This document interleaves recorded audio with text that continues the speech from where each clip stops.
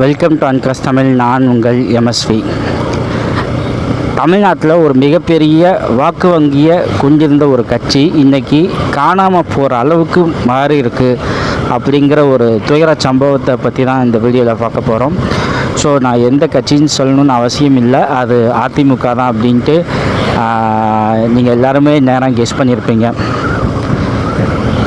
Before that, இது எந்த road அப்படின்னு உங்களால் கெஸ் பண்ண முடிஞ்சால் கமெண்ட்டில் சொல்லுங்கள் இது என்ன ரோடு அப்படின்ட்டு. இதே மாதிரி இந்த வீடியோவோட எண்ட்லேயும் ஒரு ரோடு காமிக்கிறேன், அதையுமே நீங்கள் சொல்லலாம் இது எந்த ரோடு அப்படின்ட்டு. சென்னையில் தான் இருக்குது க்ளூ, ஓகேங்களா.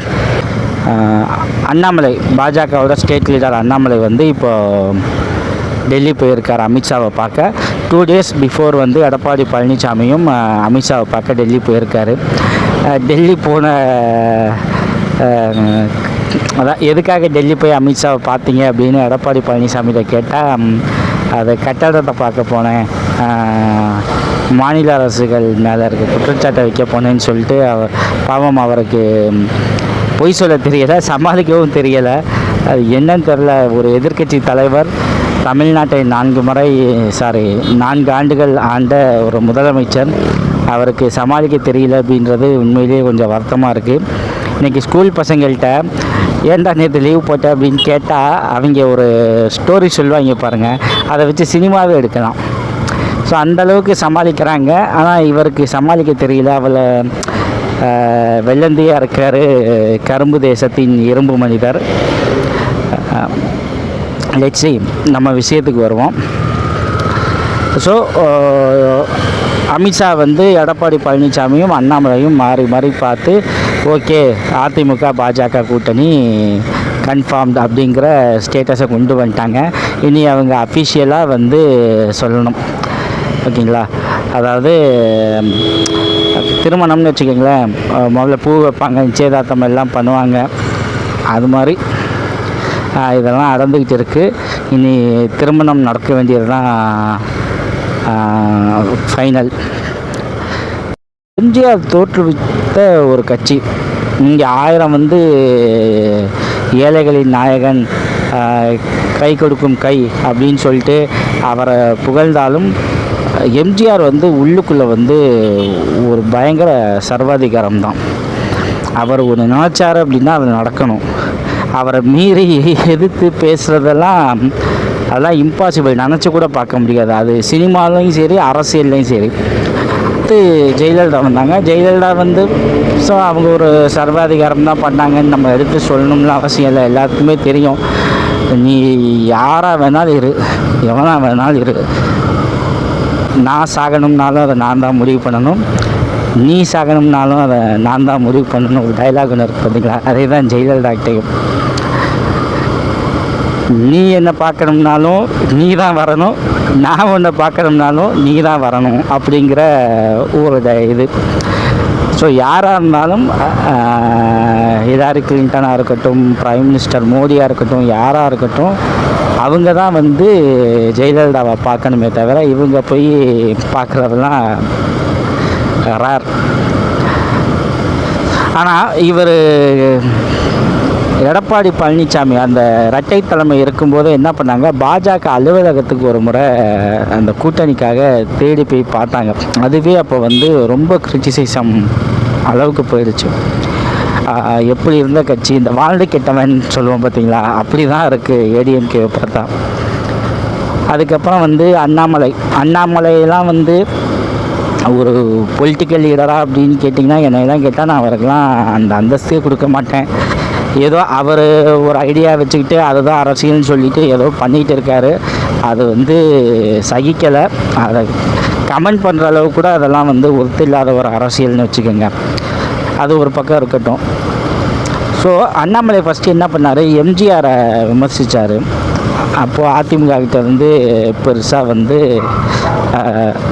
ஒரு எதிர்ப்பு இல்லை. அதுக்கப்புறம் ஜெயலலிதாவை விமர்சித்தார். ஒரு ஸ்டேஜுக்கு அப்புறம் வந்து எடப்பாடி பழனிசாமியையும் விமர்சிக்க ஆரம்பித்தார். ஸோ இவர் போய் அமித்ஷா கிட்ட போய், எடப்பாடி பழனிசாமி அமித்ஷா கிட்ட போய் சந்தித்து அண்ணாமலை வந்து கூட்டணின்னு கூட பார்க்காம கூட்டணி கட்சி தலைவர்களை விமர்சிக்கிறாரு. இது வந்து ஃபீல்டில் ரிஃப்ளெக்ட் ஆகும். ஸோ அவரை கொஞ்சம் அடக்கி வைங்க அப்படின்னு போய் சொல்லிட்டு வந்திருக்கார். ஆனால் அமித்ஷா என்ன பண்ணியிருக்கணும், அது கரெக்ட் அப்படின்னா கூப்பிட்டு அப்பா கொஞ்சம் கூட்டணியில் இருக்கோம், கொஞ்சம் கவனமாறு அப்படின்னு பேசி அதை வந்து சாஃப்ட் பண்ணியிருக்கணும். அதை அமித்ஷாவும் பண்ணலை. அண்ணாமலையோட அட்டாக்கும் கண்டினியூ ஆகிக்கிட்டே இருந்துச்சு. எடப்பாடி பழனிசாமியை நாங்களாம் மதிக்கவே இல்லை அப்படிங்கிறது தான் பாஜக காட்டியிருக்கு. ஓகேங்களா? ஏன்னா அது அவங்களோட ஃபார்முலா. ஓகேங்களா? அது அவங்க யார் கூட கூட்டணியில் இருக்காங்களோ அந்த கட்சியை தின்னு செமிச்சு தான் வந்து வளருவாங்க அப்படின்னு நான் பலமுறை சொல்லியிருக்கேன். ஸோ இப்போ அதெல்லாம் திங்கிற ப்ராசஸ். ஓகேங்களா? அந்த ப்ராசஸில் இருக்கும்போது சடனாக என்ன பண்ணிட்டாரு எடப்பாடி பழனிசாமி, கூட்டணியிலேருந்து வெளியில் வந்துட்டார். ஆனால் அதை யாரும் நம்ப தயாராக இல்லை. இது எடுப்படாது, இவர் திரும்ப போய் பாஜக கூட்டணியில் தான் விழுவார் அப்படின்ட்டு எல்லாருமே வந்து கெஸ் பண்ணோம். நான் மட்டும் கிடையாது. அந்த டைமில் தான் எடப்பாடியோட சம்பந்தி வீட்டில் ஒரு ரைடு எதுக்கு நடக்கும்னு தெரியும்ல. பாஜக ஆட்சியில் கூட்டணி பேச்சுவார்த்தைகள்லாம் மேக்சிமம் அமலாக்கத்துறையும் சிபிஐயும் தான் செஞ்சுக்கிட்டு இருக்குது. ஓகேங்களா? ஸோ அந்த ரைடில் என்ன பேச்சுவார்த்தை வந்துச்சுன்னு தெரில.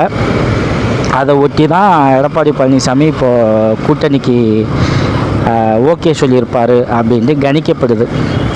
மேபி அது ராங்காக இருக்கலாம் அப்படின்னு நீங்கள் நினைக்கலாம். ஸோ அதை ராங்குன்னு நினைக்கிறவங்க ராங்குன்னு நினச்சிக்கலாம். ஓகேங்களா? ஆனால் இந்த வீடியோவில் நம்ம பேச வேண்டியது என்ன அப்படின்னா, எடப்பாடி பழனிசாமி ஒரு கட்சியோட தலைவர், அவருக்கு வந்து என்ன மாதிரியான மரியாதை கொடுக்கப்படுது அப்படிங்கிறது தான் இங்கே கவனிக்கணும். ஓகேங்களா? டூ வாட் ஐ சே அப்படின்ட்டு பிஜேபி அவரை டீல் பண்ணிக்கிட்டு இருக்குது. இவருக்கு வேறு ஆப்ஷன் இல்லை. அதை சொல்கிறதெல்லாம் செஞ்சுக்கிட்டு இருக்காரு. ஸோ இனி இந்த கட்சி வந்து உதயமாகிறதுக்கான பாசிபிள்லாம் கிடையாது. அந்த ரெட்டலை கொஞ்சமாக கருக்கிக்கிட்டு இருக்குது. இலையுதிர் காலமில் இருக்குதுன்னு வச்சுக்கோங்களேன். அநேகமாக எலெக்ஷனுக்கு அப்புறம் வந்து இந்த கட்சி வந்து முழுசாக காணாமல் போகிறதுக்கான வாய்ப்புகள் அதிகம். முழுசாக காணாமல் போகிறதுனா கட்சியே இருக்காதா அப்படின்னு நீங்கள் கேட்கலாம். அது மீனிங் கிடையாது. கட்சி இருக்கும், ஆனால் அந்த கட்சியால் எந்த பலனும் இருக்காது. கட்சியில் இருக்கவங்களுக்கு எந்த பவரும் இருக்காது. அப்பப்போ ப்ரெஸ் மீட்டில் ஏதாச்சும் பேசிக்கிட்டு இருக்கலாம், அவ்வளவுதான். ஓகேங்களா? மற்றபடி பெரிய அளவுக்கு செல்வாக்கு இருக்காது அப்படிங்கிறது தான் என்னோடய கணிப்பு.